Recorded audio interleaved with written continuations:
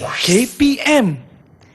Terus berkongsi pelbagai informasi dan juga menyampaikan ilmu pengetahuan yang bermanfaat pastinya di Didik TV KPM. Assalamualaikum, salam sejahtera kepada semua murid-murid yang sedang menonton ketika ini. Yang pastinya ini slot khusus untuk calon-calon SPM yang mana kita berada dalam Sukses SPM 2021 Pecutan. Dan fokus pada hari ini dalam 1 jam ini kita akan bawakan pemerhatian murid-murid ataupun calon-calon SPM untuk mata pelajaran Kesusasteraan Melayu Komunikatif. Baik, untuk mengetahui siapakah yang bakal berkongsi antara tips dan juga panduan untuk menjawab kertas soalan ini, pastinya kita akan bersama dengan seorang guru penyampai yang sudah tentu banyak pengalamannya. Apa kata kalau kami kongsikan sedikit tentang profil guru penyampai hari ini? Silakan.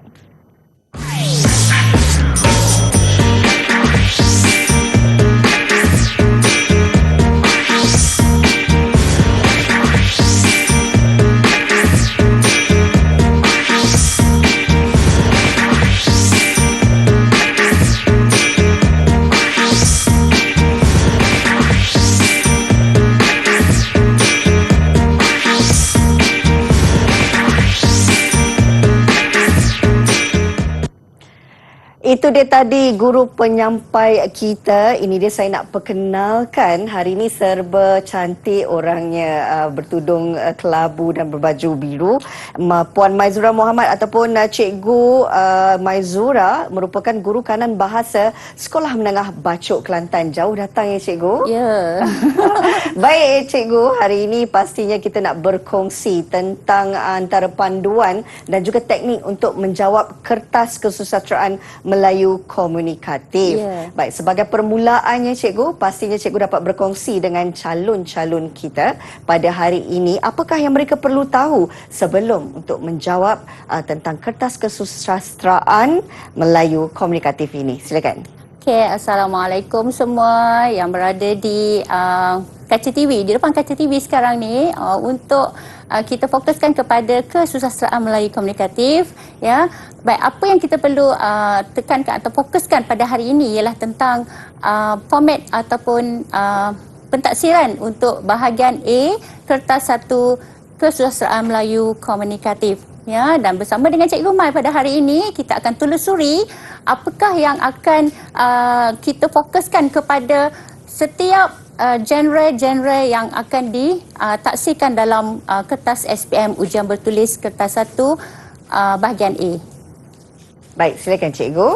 Okey, so kita akan terus pergi kepada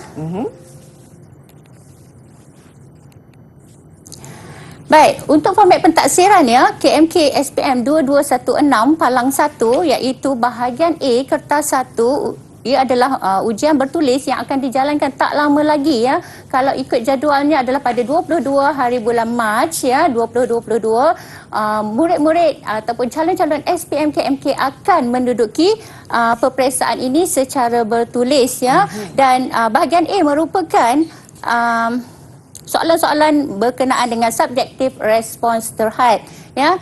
Dan untuk bilangan item ya, dalam bahagian A adalah sebanyak 10 item ya. Markah yang diperuntukkan adalah 40 markah dan jenis item yang akan ditaksirkan dalam bahagian A adalah elemen sastra, kritikan sastra dan pembangunan insan ya. Masa yang diperuntukkan untuk bahagian A kertas 1 adalah 1 jam ya.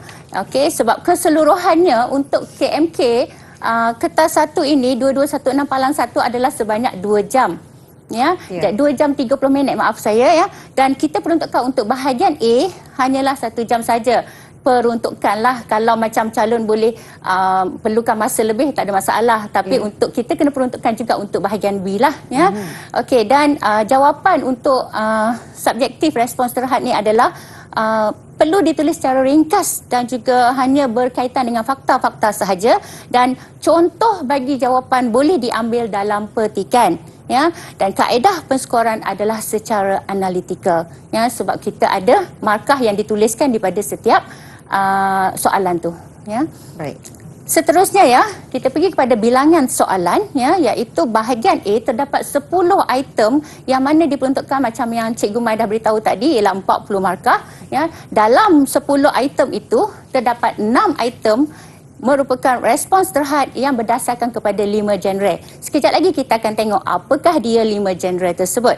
Ya, dan seterusnya ada 4 item lagi dalam respons terhad juga, iaitu daripada item mana-mana genre, ya, item kritikan sastra dan juga item berdasarkan pembangunan insan. Jadi setiap calon mestilah menjawab semua soalan, tak ada pilihan. Ya, calon kena jawab ke 10 soalan tersebut dengan merangkumi 40 markah tersebut. Okey. Dan seterusnya, ini baru kita tengok apakah dia 5 genre KMK sastra, ya, ataupun kita kan panggil KMK lah, Kesusastraan Melayu Komunikatif, itu panjang sangat kan. Betul, kita shortkan cikgu. jadi KMK lah kan. Yeah. Okey, so genre yang pertama ialah puisi, di mana terdapat 10 puisi tradisional dan juga 26 puisi moden yang terdapat dalam antologi Kubentang Sehelai Peta. Ya, dan seterusnya prosa tradisional. Ya, ada 3 prosa tradisional dalam antologi Nilai Insan. Ya, dan seterusnya cerpen, genre cerpen, di mana terdapat 10 cerpen dalam antologi Kubentang Sehelai Peta, dan juga seterusnya novel. Ya, ada 10 bab dari novel naratif Ogon Shoto, dan seterusnya 2 drama yang terdapat dalam antologi Kubentang Sehelai Peta. Okey, dan ini adalah semuanya buku teks dia. Ya, buku teks untuk antologi cerpen, antologi prosa tradisional, dan ini adalah novel. Jadi Cikgu Mai tak payah nak cerita lagi lah, sebab semua murid dah tahu sangat dah tentang 3 novel ni, dan cikgu percaya ya semua dah lunyai dah ni gunakan buku-buku teks ni untuk persediaan mereka menjawab soalan. Ya. Baik, cikgu terus pergi kepada kata kunci soalan. Ya. Baik, murid perlu memberi pernyataan sahaja tanpa contoh sekiranya kata kunci soalannya ialah berikan, senaraikan dan juga nyatakan.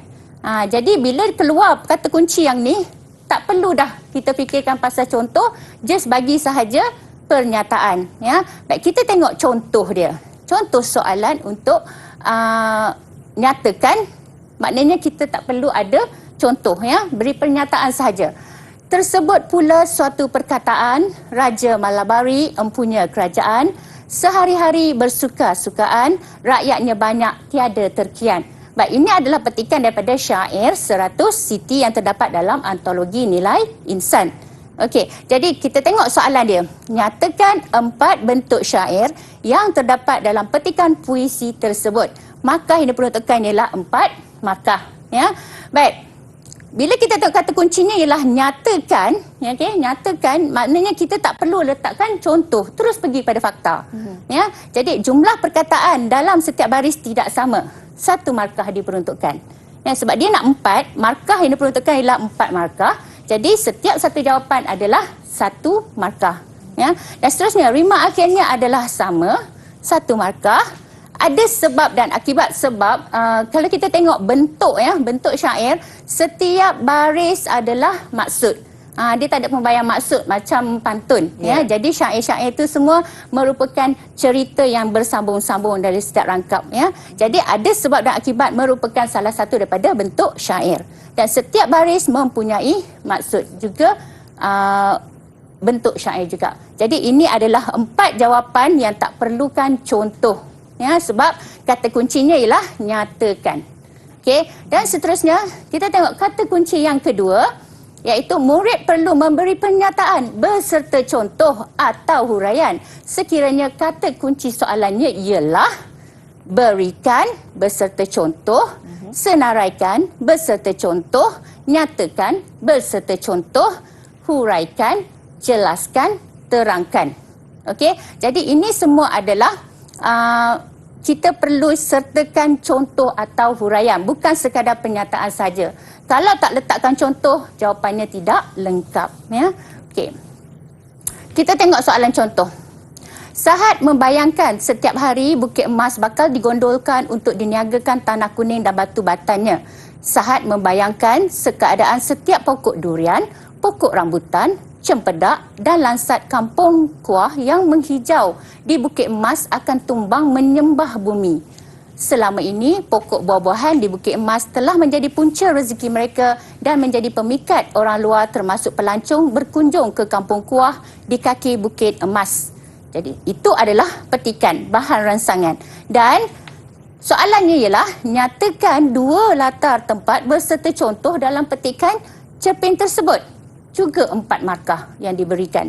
Okey, jadi jawapan dia sebab dia ada perkataan kata kunci nyatakan berserta contoh. Jadi kena nyatakan fakta dan kena sertakan contohnya. Jadi Bukit Emas adalah jawapan dia, fakta, 1 markah. Contohnya, Sahat membayangkan setiap hari Bukit Emas bakal digondolkan untuk diniagakan tanah kuning dan batu batannya. Okey, jadi gariskan latar tempat tersebut iaitu Bukit Emas. Jadi dah lengkaplah. 1 markah untuk fakta Bukit Emas dan 1 lagi markah untuk contohnya. Dan perlu digariskan. Kalau tak garis, pemeriksa susah nak nampak kat mana sebenarnya jawapan dia yang berkaitan dengan latar tempat tu. Ya. Dan seterusnya jawapan yang kedua, sebab baru 2 markah kan? Markahnya ada 4 markah, jadi kena bagi 1 lagi jawapan iaitu Kampung Kuah. Contohnya, Sahat membayang keadaan setiap pokok durian, pokok rambutan, cempedak dan lansat penduduk Kampung Kuah yang menghijau di Bukit Emas akan tumbang menyembah bumi. Okey, jadi ini adalah contoh untuk kedua-dua jawapan. Baiklah, itu penerangan daripada Cikgu Maizura menyentuh tentang penerangan ringkas format soalan KMK dan bagaimana penerangan kata kunci soalan serta contohnya bagi memudahkan dan juga memahamkan kepada calon-calon SPM. Kita nak berehat seketika, kembali lagi bersama kami dalam Didik TV KPM. Didik TV KPM. Didik TV KPM.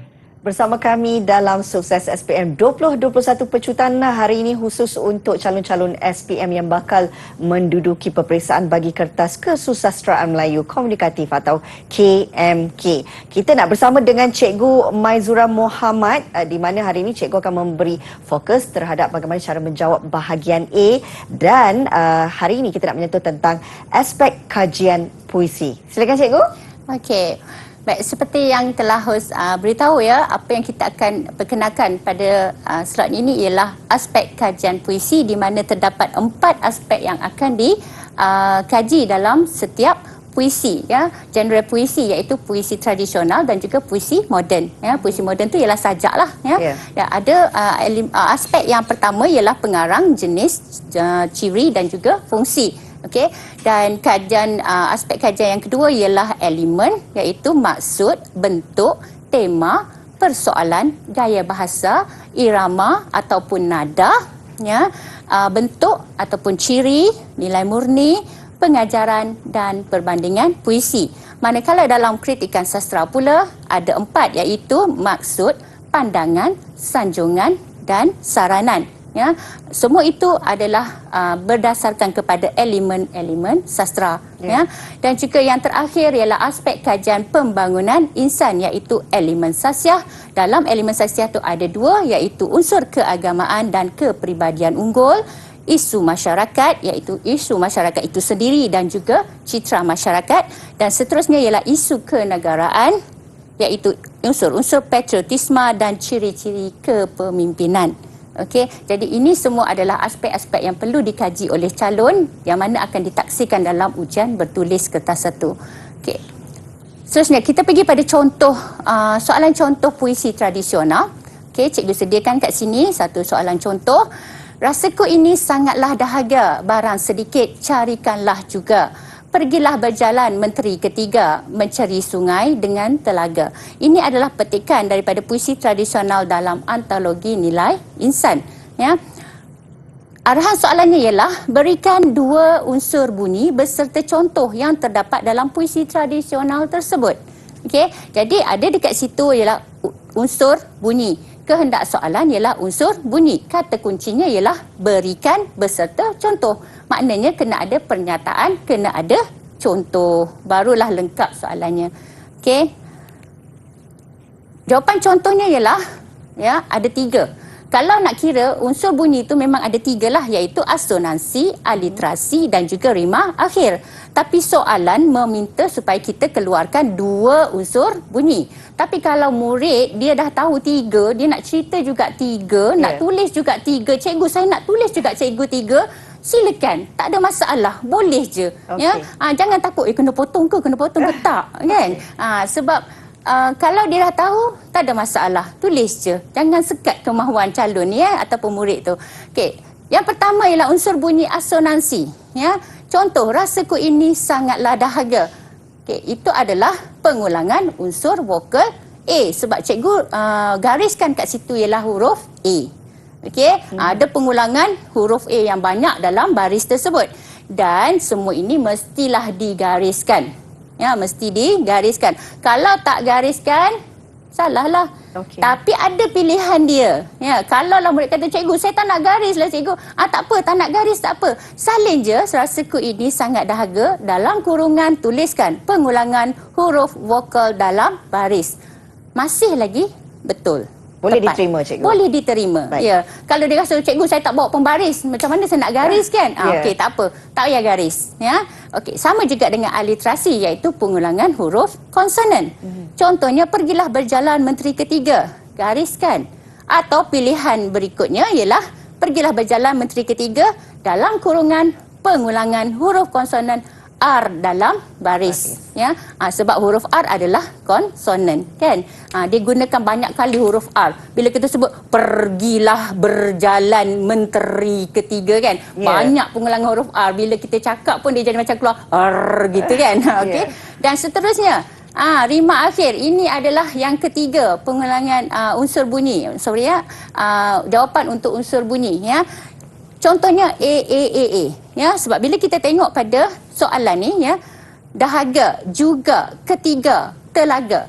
Unsur bunyinya adalah sama, iaitu A. Okey, jadi rima akhirnya adalah A. Okey, kalau tengok dekat sini, kat 3 jawapan, 1 campur 1, 1 untuk pernyataan, 1 untuk contoh. Okey, 1, 2. Jadi kalau nak ikut semuanya betul, ada 6. Tapi pemeriksa tak boleh bagi 6, bagi 4 juga, sebab markah maksimumnya ialah 4. Tapi tak ada masalah kalau calon nak tulis semua sekali. Andai katakan nombor 1 asonansi ni, dia tak garis. Alamak, lupa nak garis. Okey, jadi contoh salah, automatiklah fakta pun salah. Jadi markah kosong. Tapi tak apa, dia dah ada standby dah untuk jawapan yang ketiga, iaitu rima akhir. Jadi masih lagi mendapat 4 markah maksimum.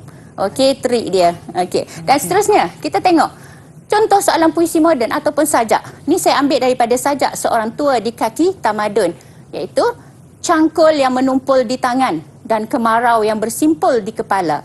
Tetap dia turun meredah bendang sebagai badang nusa yang tak pernah lekang. Soalannya, berdasarkan puisi di atas, jelaskan 2 nilai murni. So, perkataan jelaskan, walaupun dia tak katakan berserta contoh, kita dah tahu jelaskan 2 nilai murni. Kata kunci jelaskan tu mesti ada contoh. Ya. Jadi, soalan hanya akan diuji 1 elemen saja. Dia tak akan jadi 2 elemen. Dia tak akan jadi pecahan, okey, jelaskan 2 nilai murni dan pengajaran. Tak ada. Dia hanya akan uji 1 sahaja. Okey. Dan seterusnya, kita tengok jawapan contoh. Yang pertama, nilai murninya ialah nilai kegigihan. Bila kita nak sebut cerita pasal nilai, ya, nilai murni, kita kena mulakan perkataan nilai. Barulah dia jadi nilai murni. Nilai kegigihan. Contohnya ialah cangkul yang menumpul di tangan dan kemarau yang bersimpul di kepala, tetap dia turun meredah bendang.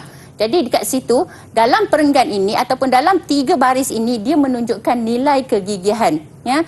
Dan jawapan yang kedua ialah nilai ketabahan.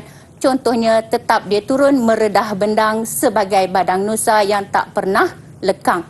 Jadi dekat situ kita nampak nilai ketabahannya, bagaimana dia tu menjadi badang nusa.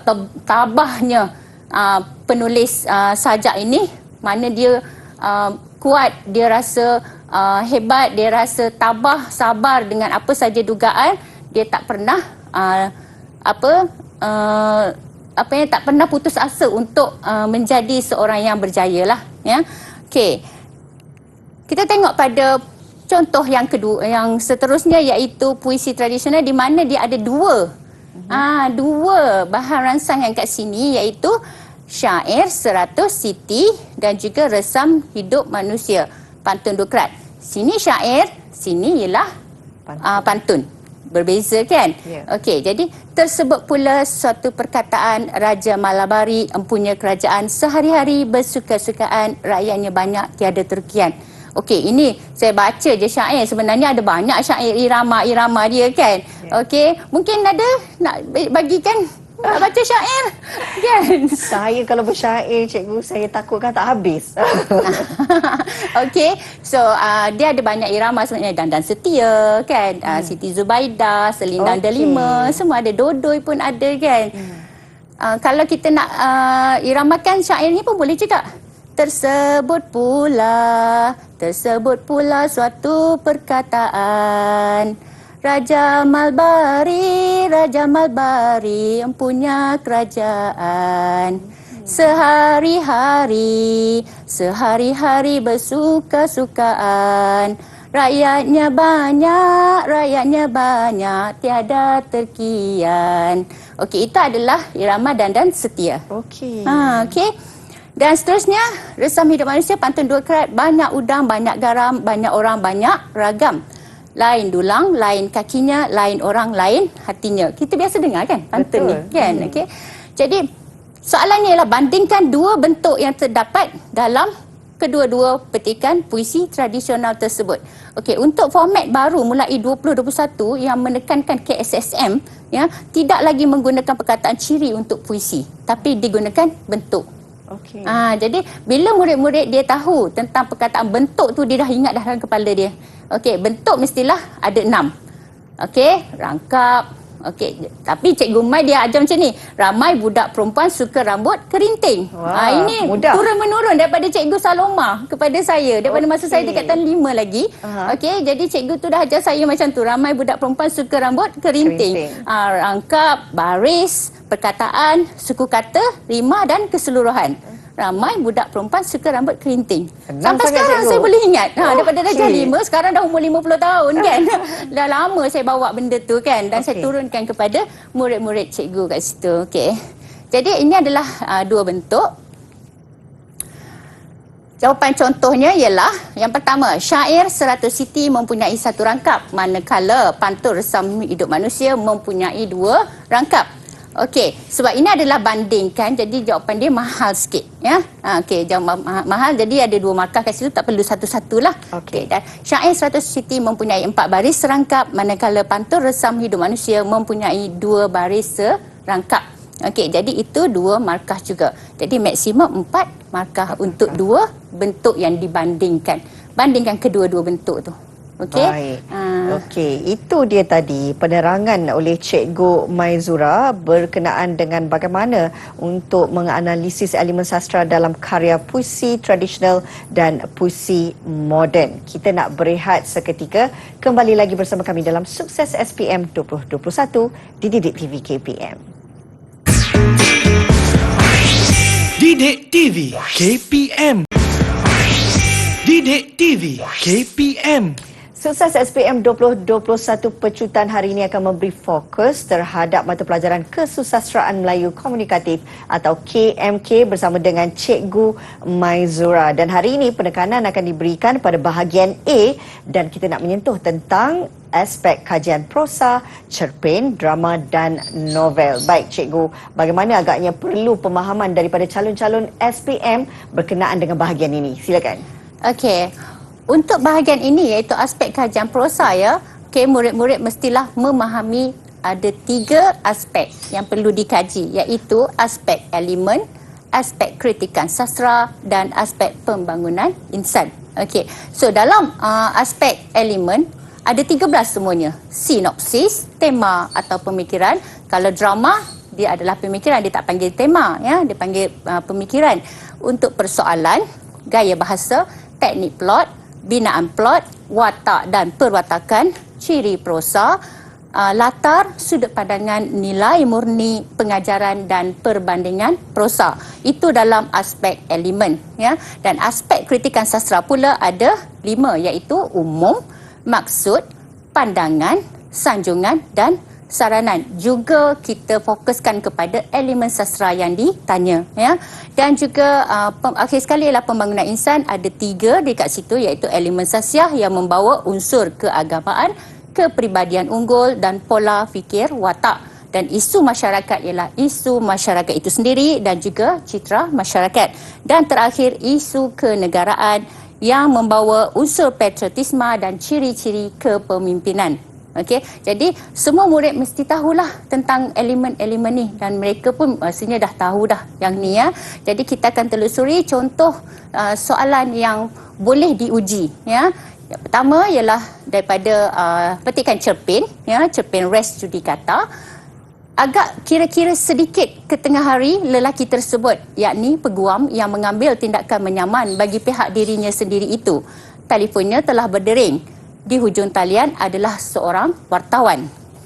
Maaf tuan, saya ingin minta komen tentang pandangan Profesor Ray J yang disiarkan dalam akhbar hari ini. Juga komentar daripada peguam KTM sendiri.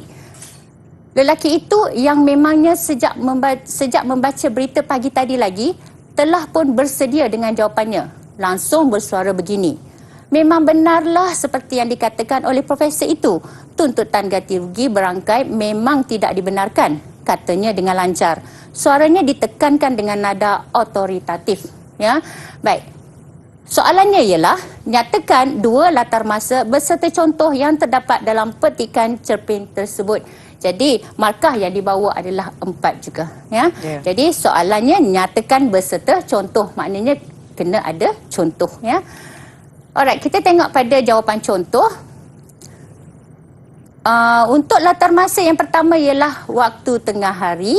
Ya, contohnya wartawan telah menghubungi lelaki tersebut, yakni peguam yang mengambil tindakan menyaman bagi pihak dirinya itu sendiri pada waktu tengah hari. Gariskan perkataan waktu tengah hari tersebut. Okey, jadi ada contoh, ada pernyataan, iaitu waktu tengah hari, latar masa, kan? Yeah. Okey, dan pada hari ini, contohnya pandangan Profesor Ray J dan komentar daripada peguam KTN sendiri telah disiarkan dalam akhbar pada hari ini. Okey, ada fakta iaitu pada hari ini dan juga ada contohnya. Seterusnya ialah waktu pagi. Contohnya lelaki itu telah membaca berita sejak pagi tadi lagi. Telah pun bersedia dengan jawapannya apabila ditemu bual oleh wartawan. Okey, jadi untuk jawapan latar masa mesti ada pernyataan dan peristiwa yang berlaku pada masa itu. Kalau tak ada peristiwa pada masa itu, dia tidak dikira sebagai latar masa. Ya, just pernyataan biasa saja, tak ada apa-apa pun berlaku pada masa itu, kan? Yeah. Jadi itu tidak dianggap sebagai jawapan yang tepat.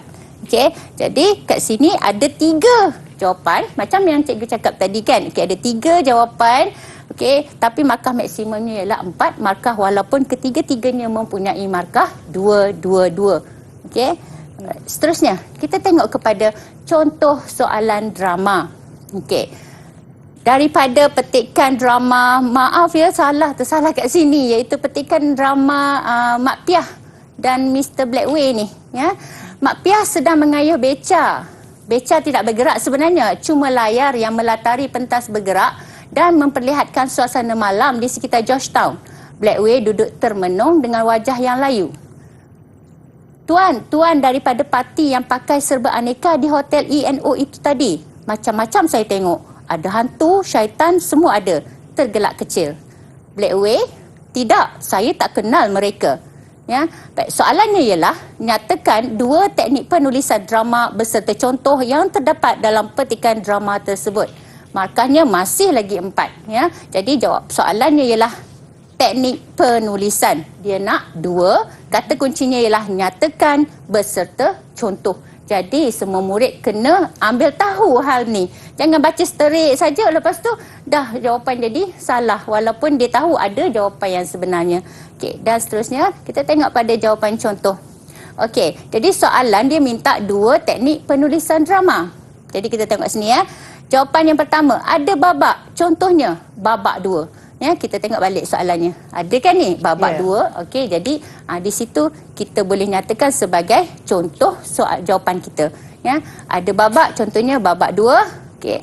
Babak tu adalah pernyataan dan babak 2 itu adalah contoh. Jadi jawapannya 1 campur 1, 2 markah lah. Ada nama pelakon, contohnya Mak Piah dan juga Blackway. Kita tengok balik tadi, kan ada Mak Piah, ada Blackway. Ya, okey. Seterusnya ada aksi, contohnya tergelak kecil. Macam mana kita nak tahu itu adalah aksi? Kita tengok balik, okey. Nampak tak yang dia tulis huruf sending macam tu kan? Tergelak kecil dalam kurungan tu, itu menunjukkan aksi. Ya. Ada skrip, contohnya ni kena salin lah semua sekali skrip dia yang dia bagi dalam petikan tu. Jadi jawapannya masih lagi 1 campur 1. Jadi maksimumnya 4 markah walaupun ada 1, 2, 3, 4, 5. Tapi dia nak 2 saja. Calon pandai ni dia bagi terus semua 5-5 sebab dia kata dia tahu semua kan. Okey, alright. So kita terus pergi kepada contoh soalan novel. Tuan Kawai sanggup melabur besar-besaran kerana amat tahu nilai ikan dan hidupan laut lainnya melebihi tanggapan orang Jepun umumnya terhadap ikan. Okey, jadi soalan kat sini ialah huraikan satu kritikan pandangan terhadap watak Tuan Kawai dalam petikan novel tersebut. Okey, sebelum ni kita dah cerita tentang soalan yang berkisah tentang elemen sastra. Okey, sekarang kita masuk kepada elemen yang baru ditaksir untuk tahun ni. Mulai tahun 2021, iaitu kritikan sastra. Yang ni yang memang baru sangat-sangat. Okey, calon pun orang yang pertama lah yang menjawab soalan yang berbentuk begini. Ya. Jadi soalannya ialah huraikan satu kritikan pandangan terhadap watak Tuan Kawai dalam petikan novel tersebut. Dia nak 1 sahaja. Okey, jadi 4 markah juga sebabnya pembangunan insan ni soalan dia mahal. Jadi walaupun dapat minta 1 sahaja jawapan, tapi dia membawa markah penuh iaitu 4 markah. Ya. Jadi minta huraikan mesti ada huraian. Mesti ada huraian. Okey, contohnya kat sini jawapan dia. Mempunyai wawasan dalam perniagaan. Okey, huraian dia, Tuan Kawai ialah seorang yang mempunyai wawasan kerana sanggup melabur besar-besaran dalam industri perikanan. Yang ni dia tak nyatakan dalam petikan, kan? Tapi atas dasar kibat, kemahiran berfikir aras tinggi, ya. Jadi kita tengok kat sini, Tuan Kawai sanggup melabur besar-besaran kerana amat tahu nilai ikan dan hidupan laut lainnya. Jadi kat situ kita nampak dia sebagai seorang yang mempunyai wawasan dalam perniagaan dia. Jadi berfikir secara luar kotak. Jadi lepas tu kata mahal. Jawapan dia mahal. Jadi 2 campur 2. Walaupun dia tak 1, markahnya penuh 4 markah. Okey, kalau dia nak bagi soalan jawapan lain lagi, keyakinan yang tinggi, huraian dia. Tuan Kawai begitu yakin dengan industri perikanan akan mendatangkan keuntungan yang lumayan kepadanya. Yakinnya dia. Ya, benda tak berlaku lagi, tak dapat lagi, tapi dia berasa sangat yakin. Ya, jadi kita tengok kat sini. Alright. Dia tahu kerana amat tahu nilai ikan yang hidupan lautnya melebihi tanggapan orang lain. Jadi dia macam yakin sangat dia boleh berjaya dalam bidang perniagaan. Ya. Seterusnya kita tengok. Berpengetahuan tinggi dalam sesuatu hal. Huraiannya, Tuan Kawai amat tahu tentang nilai ikan dan hidupan laut yang bernilai tinggi serta mempunyai pasaran yang luas. Ya. Dan seterusnya, jawapan pilihan iaitu berani mengambil risiko. Peniaga-peniaga ni mesti orang yang berani mengambil risiko lah ya. Okey, kalau tak berani berisiko jangan peniaga. Huraiannya, Tuan Kawai sanggup membuat pelaburan yang besar dalam industri perikanan. Okey, jadi lengkaplah jawapan-jawapan untuk soalan novel tadi. Baik, itu dia tadi penerangan berkenaan aspek kajian prosa iaitu cerpen drama dan novel daripada Cikgu Maizura. Kita nak berehat seketika kembali selepas ini dalam Sukses SPM 2021 Pecutan Didik TV KPM. Didik TV KPM. Didik TV KPM. Terima kasih kerana bersama kami dalam Sukses SPM 2021 di Didik TV KPM. Pastinya ketika ini kita nak memberi fokus kepada calon-calon SPM 2021 yang mengambil kertas peperiksaan kesusasteraan Melayu Komunikatif KMK. Kita bersama dengan Cikgu Maizura untuk mengetahui tentang bagaimana cara untuk menjawab bahagian A bagi kertas KMK ini, dan sekarang fokusnya adalah terhadap bahagian pembangunan insan. Jadi Cikgu, apakah yang perlu difahami oleh calon-calon SPM dalam bahagian ini, Cikgu? Okey, dalam pembangunan insan dia terdapat 3, iaitu isu masyarakat, isu kenegaraan dan juga sasiah, elemen sasiah Jadi untuk seterusnya cikgu terus pergi kepada pembangunan insan dalam pola fikir. Pola fikir watak Jadi ada satu contoh kat sini. Rina boleh tolong baca? Boleh Cikgu, tak ada masalah. Baik, saya bacakan ya. Maka budak itu pun berjalanlah masuk ke dalam kota itu, lalu ke hadapan balai raja sekali. Setelah segala raja dan orang besar-besar sekalian melihat kelakuan budak itu, maka semuanya pun hairanlah melihatnya rupa anak naga itu. Terlalulah hebatnya melihat anak naga itu. Seketika budak itu bermain-main, maka hari pun hampirlah akan malam. Maka budak itu hendak bermohon pulang ke rumahnya. Maka baginda pun memberi kurnia akan budak miskin itu sahaya 2 orang berserta pula dengan kain dan baju serta beras padi. Terlalulah banyaknya, dan segala raja dan orang besar-besar itu pun memberi kurnia kepada budak itu, masing-masing dengan kadarnya. Wah, macam penglipu lara satu ketika dahulu kan. Okey.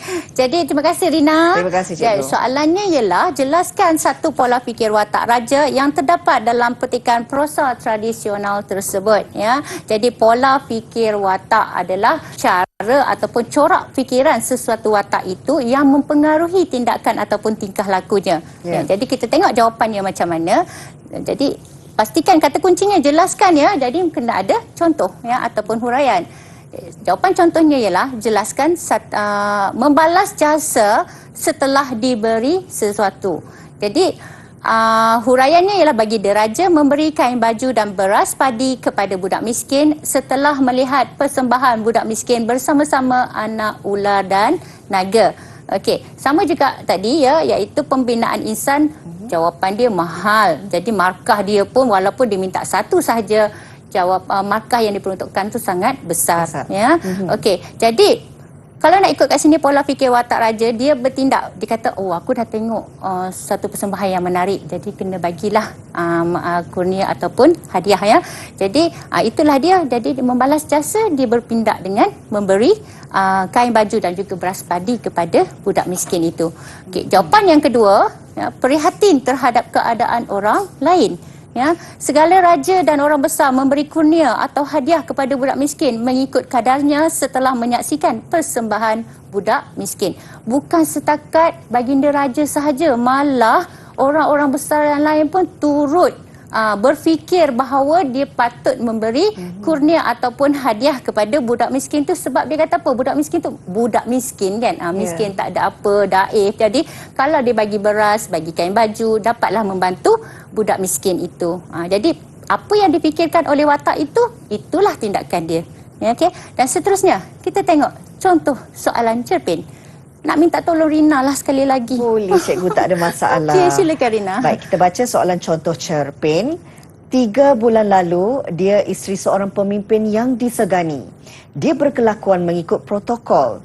Pakaian mesti begini dan begitu. Cara jalannya mesti begini dan begitu. Apabila bersalaman, jangan genggam erat, tapak tangan mesti lurus dan sentuh sedikit sahaja tapak tangan orang bersalaman dengannya. Jangan seperti wanita-wanita lain. Apabila bersalam, digenggam erat seluruh tapak tangan sehingga terasa ke hati. Ya, terima kasih Rina. Cikgu. Macam baca berita lah pula. Okey. Jadi ini adalah daripada cerpen perspektif ya yang terdapat dalam antologi Kubentang Selai Peta. Okey, jadi soalannya ialah jelaskan satu citra masyarakat yang terdapat dalam petikan cerpen tersebut, ya. Citra masyarakat juga dalam elemen pembangunan insan, ya. Jadi jawapan dia mahal kat situ, 4 markah walaupun satu jawapan saja yang diminta. Alright, kita tengok jawapan contohnya. Citra masyarakat kepentingan protokol semasa kehadiran pemimpin. Ya, contohnya, dia berkelakuan mengikut protokol. Kalau kita tengok balik pada petikan tu, ya, dia isteri seorang pemimpin yang disegani. Dia berkelakuan mengikut protokol. Jadi, apa yang dia lakukan mengikut protokol itu yang seharusnya dilakukan oleh pemimpin-pemimpin. Ya, okey. Seterusnya, jawapan yang kedua, citra masyarakat dalam menjalinkan hubungan atau menunjukkan kemesraan atau menunjukkan keintiman keakraban dalam bersahabat. Contohnya, apabila bersalam digenggam erat seluruh tapak tangan sehingga terasa ke hati. Jadi cara kita bersalam tu sebenarnya memang menunjukkan bahawa kita ni betul-betul ingin bersawan, berhubungan dengan baik, dengan ikhlasnya. Okey, jadi itulah yang dilakukan oleh watak dalam petikan ini, ya. Jadi kita tengok kat sini itu adalah citra masyarakatnya dalam petikan tersebutlah. Baik. Ini menyentuh tentang pembangunan insan kan cikgu. Bagaimana sebenarnya fokus yang perlu diberikan oleh calon-calon SPM untuk memahami bahagian ini. Kadang-kadang biasalah kalau sudah waktunya singkat, mungkin ada rasa kegusaran atau kebimbangan, tak dapat nak menghabiskan untuk menjawab soalan yang terakhir ini. Apa tips daripada cikgu? Okey, betul tu Rina. Memanglah itulah yang menjadi ketakutan kepada calon-calon tu sebenarnya kan, sebab 10 soalan yang dikemukakan itu adalah berkisar kepada 3 teks itu, 5 genre yang diuji, ya. Jadi kat sini Cikgu Mai dah sediakan apakah dia tip cemerlang KMK. Yang pertama, mesti baca setiap buku teks tu, antologi Kubentang Selai Peta, Nilai Insan dan juga novel naratif Ogon Shoto tu tolonglah baca, ya, sebab bersesuaianlah dengan dia punya peribahasa kan, membaca jambatan ilmu. Kalau tak baca memang susahlah nak faham, ya. Yang kedua, kena faham konsep dan istilah sastra. Ya, semua yang Cikgu Mai dah beritahu tadi, sinopsis, plot, latar, citra masyarakat, apa semua itu adalah berkenaan dengan konsep ataupun istilah sastra. Semua murid mesti faham yang tu. Dan Cikgu percaya selama 2 tahun mereka belajar KMK di tingkatan 4 dan tingkatan 5, mereka dah faham sangat-sangat dah dengan konsep tu. Tanya je semua dah boleh jawab, ya. Dan yang ketiga, ulang kaji mesti ada. Baca cerpen tu, lepas tu jumpa kawan. Sini saya nak baca. Saya dah baca dah tentang cerpen Res Judicata. Saya nak cerita balik lah dekat awak. Boleh tak? Jadi kawan tu jadi tukang dengar. Dia cerita balik. Jadi itu adalah salah satu cara untuk ulang kaji sastra. Ya? Dan seterusnya, yang terakhir ialah latih to be. Practice makes perfect. Itulah kena buat latih to be. Dapat soalan mana-mana, cikgu bagi soalan, buat. Kalau tak faham, tanya cikgu. Itulah antara tipsnya untuk cemerlang KMK, sebab KMK ni berkaitan dengan bacaan. Baik, saya suka teknik ulang kaji yang disyorkan oleh cikgu sebentar tadi. Maksudnya kita perlukan rakan untuk menyemak apa yang kita baca itu betul ataupun tidak. Dan ini juga mungkin kalau dalam masa terdekat sebelum hari-hari peperiksaan, tips ini boleh digunakan sebagai satu cara untuk membuat ulang kaji pantas, ya cikgu? Betul Rina. Okey, betul. Yang tu memang penting sangat, sebab bila kita cerita balik pada kawan yang dengar tu, dia pun boleh cerita dekat kawan yang lain lagi. Jadi itulah sebenarnya kalau kita nak faham dengan betul-betul tentang karya tu. Dari segi latih to be, adakah sebenarnya memerlukan setiap calon ini sentiasa mengemaskinikan latih to be mereka, cikgu, untuk mendapatkan kefahaman yang lebih sempurna? Ya, betul tu Rina. Dan saya percaya sangat-sangat semua cikgu di sekolah tu memang dah bagi dah dekat murid-murid dia soalan-soalan. Okey, contoh soalan modul ke macam-macam bentuk soalan, supaya murid ni dia tahu kepelbagaian soalan. Jadi datanglah soalan mana pun memang mereka boleh jawab. Dah sedia untuk jawab Ya. cikgu. Bak kata orang dah kalau semuanya dapat menelaah dengan sebaik mungkin, Ya. rasa perasaan nak ambil peperiksaan tu tak sabar pula. Betul. Okey. Betul, Rina. Apa pun, terima kasih kami nak ucapkan kepada Cikgu Maizura Muhammad, Guru Kanan Bahasa Sekolah Menengah Bacok Kelantan. Hari ini berkongsi bagaimana sebenarnya untuk calon-calon SPM yang bakal menduduki peperiksaan bagi kertas Kesusasteraan Melayu Komunikatif KMK ini untuk mengetahui lebih lanjut tentang teknik menjawab kertas soalan ini. Dan siapa tahu kalau anda benar-benar fokus dan membuat ulang kaji terperinci, pastinya dalam genggaman skor tersebut. Dan mudah-mudahan ianya memberi manfaat kepada semua. Terima kasih sekali lagi cikgu. Dan jangan lupa untuk terus setia bersama kami dalam Sukses SPM 2021. Jumpa lagi. Assalamualaikum. Bye.